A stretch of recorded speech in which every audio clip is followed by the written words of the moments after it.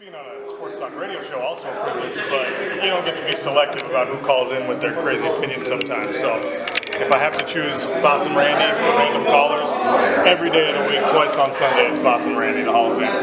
Cool. And look, to be honest, the last couple of your fights, it seems that once you get clipped, you decide to put it, for lack of a better term, put it into another gear and come forward even better. Why is that? I don't know. I mean, survival instinct. Because I'm not a great martial artist, but I'm a good fighter. Who knows, right? Like, just in this game, if you can't handle adversity, if you're not willing to fight back from being in a little bit of trouble, you're not going to make it very far.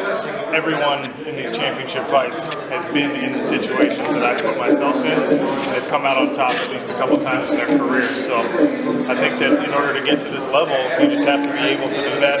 I do it more often than I like, right? Get myself in trouble and then finding a way to come back. But it's probably going to happen in the championship bout.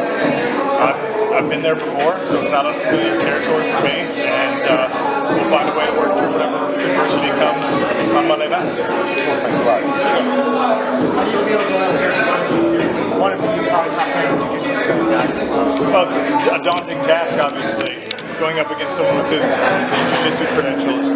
Obviously, you got to make it something besides just a pure jiu-jitsu match, right? I mean, I've been training really hard with high-level grapplers for this fight, but you're not going to, in a few months' time, you're not going to catch up to a guy like Vinny on the ground. It's just not possible. So you got to try and make this something besides a pure jiu-jitsu match, and thankfully, we start on the feet. He's got to find a way to get me down. If he finds a way to get me down, he's got to find a way to keep me down. So this is a fight, and Vinny the fighter has been impressive lately, but Vinny the fighter is not nearly as invincible as Vinny the jiu-jitsu practitioner. So we're hoping that we can find some holes in the MMA game. The jiu-jitsu game, am I going to tap Vinny? Maybe. So basically, you want to keep this fight standing up as much as possible. Yeah, I mean, I'm not really spoiling anything by saying that, right? I mean, Vinny knows that, his camp knows that. He probably wants to test things out on the feet. He's been impressive in striking this season also. He'd be able to prove a point if he was able to beat me standing, right? That his game is rounded out quite nicely. But if I hurt him, if I clip him, if it gets ugly for him, he's probably going to try and take me to the ground one way or another. And we saw in the playoffs, I mean, he'll get you down any way he can. He'll pull guard. I hope people realize how crazy that is in a high-level mixed martial arts fight for someone to willingly flop guard. Like, you have to be extremely confident in your bottom game to do that. And obviously, Vinny justifiably is very confident in his bottom game. So I just gotta try and avoid falling into that spider's web. And the only other fighter that comes to mind is Urdu. He's the only other guy who I can think of that does try to willingly pull guard. Right, and a lot of that is just pure confidence in your abilities. I don't know if he sees something in my game and he's going to be confident to do that, but I know he's going to try and get me to the ground at some point. So I'm ready for whichever way he tries to do it. A traditional shot, a clinch, pulling guard, whatever. We tried to work on some things to avoid that. How do you feel about this whole tournament structure this entire season? Is this something that you would love to do again? Yeah. Yeah, I think it's a great format, a little bit of a return to the old school, like the origins of mixed martial arts. Probably a safer way to do it, I think they found a really, really nice balance in the PFL of keeping you active, giving you enough time to recover from injuries, things like that. So it's a fantastic format. It's very fighter friendly. It's all based on your merit, on your ability to win. It's not a popularity contest. Which, look, if you're a popular guy and you're able to sell your fights and you're willing to talk the trash and do all that stuff, there's a lot of other places that are going to be great for you. If you just want to be able to fight in advance and have a chance to make real life changing money, PFL's where it's at. And how do you plan to celebrate New Year's? Well, I'll be counting the zeros on my $1 million check, and I'll be going and eating a bunch of fat kid food. I'm talking street dogs. Got to go get a couple of New York slices. I'll go get a shake somewhere, probably 2 shakes somewhere.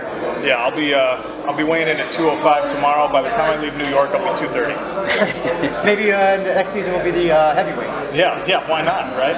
You get 2 belts. Heavyweight sounds fun. They're not that big. Just kidding, they are that big. I'm not going to. Thank you very much. Sure. Sean, I talked to you recently for Sherdog, and we talked about, retirement has been the main story, and now you mentioned that you like to do the tournament again. Are you walking back retirement? It's not likely you're going to be back next year? It's tough to walk away when you're really just coming into your own as a fighter, when you're really finally starting to put all the pieces together. I wanted to let this championship exist kind of in a vacuum, not make a decision one way or another, put pressure on it one way or another when it comes to being my last fight or whatever. There's a lot of things that go into making that decision. Family is first and foremost for me. So that's something that I think we'll talk about after the fight. And we're going to see what the market is like for my services. PFL gets first dibs because they treated me so well. But when you make a lot of money fighting, like I've done this season, you don't want to go back down the ladder and fight for less. So if there's a market for my services and people are willing to pay a lot, then I'm probably going to be willing to fight. Now, you've been in the division for a long time. You've been in the sport for a long time. Gotta ask, what are your thoughts on the whole John Jones fiasco with the UFC? It's crazy. It shows to me how lopsided the fighter interest is in certain organizations. And look, the UFC treated me well. I got no complaints about my time in the UFC. And the best roster in the world is still the UFC roster. The best depth of talent is still the UFC roster, and I don't think anyone can really dispute that. But it shows a little bit of disregard for the other fighters on the card. It shows a little bit of desperation to keep a star name involved, right? I think there's a lot of ways that could have been handled that would have been less inconvenient for fans, less inconvenient for the other fighters. But at the end of the day, the UFC kind of lives and dies by their own rules, right? And they've been very, very successful this far doing that. They're valued at like $7 billion or something right now.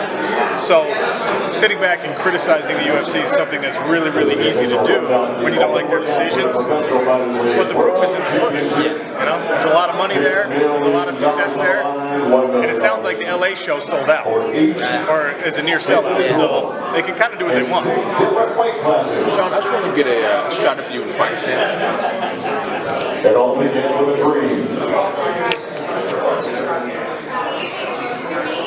Good. Madison Square Garden in June. Sean, what are your overall thoughts? You can go, yeah. PFL 1. The vision, $10 million in the bank. 6 fights to take home.